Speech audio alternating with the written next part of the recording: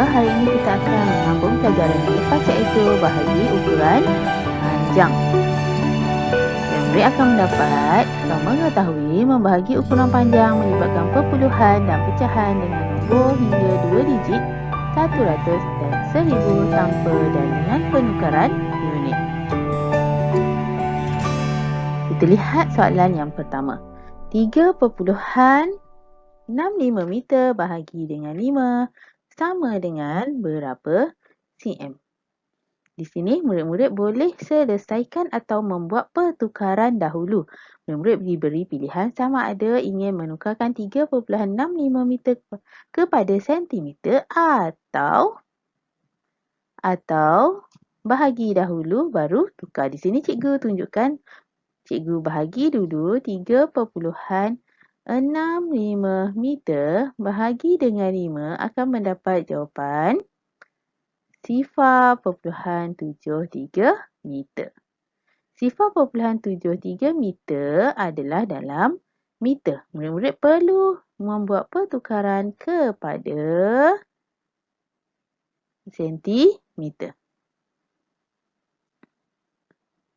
Apa yang murid tahu adalah 1 meter sama dengan 100 sentimeter. Jadi, ini adalah meter. Ini adalah sentimeter. Jadi, pertukarannya adalah anak panah yang di atas iaitu operasi darab.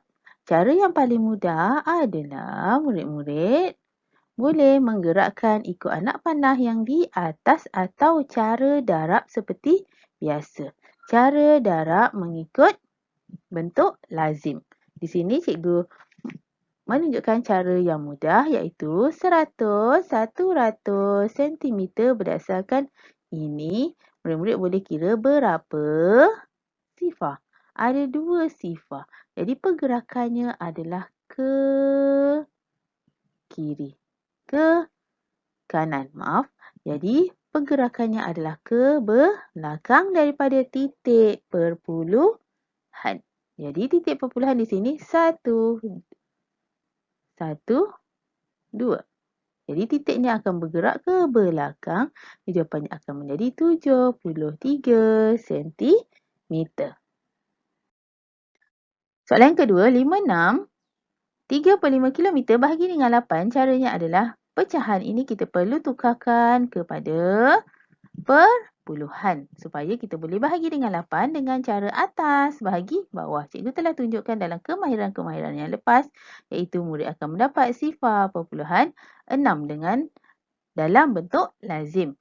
Okey, kemudian 0.6 ni perlu ditambahkan dengan nombor bulat di depan dan murid-murid akan mendapat jawapan 56.6 kilometer. Masih lagi dalam kilometer kerana kita tidak membuat pertukaran unit. Kemudian 56.6 kilometer dibahagikan dengan 8. Murid-murid boleh membuat dalam bentuk lazim dan akan mendapat jawapan 7.075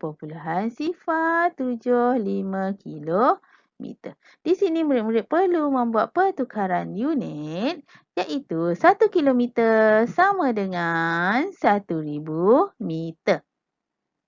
Pertukaran di sini adalah kilometer. Okey, kilometer dan jawapan adalah mahu dalam meter. Jadi, langkahnya adalah di bahagian atas iaitu anak panah yang atas iaitu operasi darab. Okey, cara yang paling mudah cikgu telah tunjukkan adalah kira berapa sifar dalam meter. Iaitu 1, 2, 3. Oleh kerana 3 sifar, makanya kita akan membuat pergerakan 3 ke belakang mengikut anak panah yang di atas iaitu kilometer kepada meter. Jadi kita buat pergerakan ke belakang sebanyak 3 langkah. 1, 2, 3. Jadi anak panah ke belakang membuatkan jawapan bertukar kepada 7,075 meter kerana titik telah kita alih ke belakang mengikut anak panah ini iaitu di bahagian atas. Mari kita lihat pula soalan yang ketiga iaitu 81/2 cm bahagi dengan 50. Di sini sama seperti tadi, perpuluhan diperlukan di sini untuk bahagi dengan 50. Jadi pecahan ini kita perlu tukar kepada perpuluhan, iaitu 1 bahagi dengan 2, iaitu 1 bahagi dengan 2. Murid-murid akan mendapat jawapan 0.5. 0.5 ini perlu ditambahkan dengan nombor bulat dan akan menjadi 80.5. 80.5 ini masih dalam sentimeter kerana kita tidak membuat apa-apa penukaran unit lagi. Kemudian dibahagikan dengan 50. Di sini murid-murid boleh menjawab dalam bentuk lazim mengikut kemahiran bahagi perpuluhan yang telah cikgu ajari sebelum ini. Dan murid-murid akan mendapat jawapan 1.61 cm. Di sini unitnya adalah masih di dalam sentimeter manakala jawapan dia mahukan dalam milimeter. Okey, ini adalah rumus bagi 1 cm sama dengan 10 mm.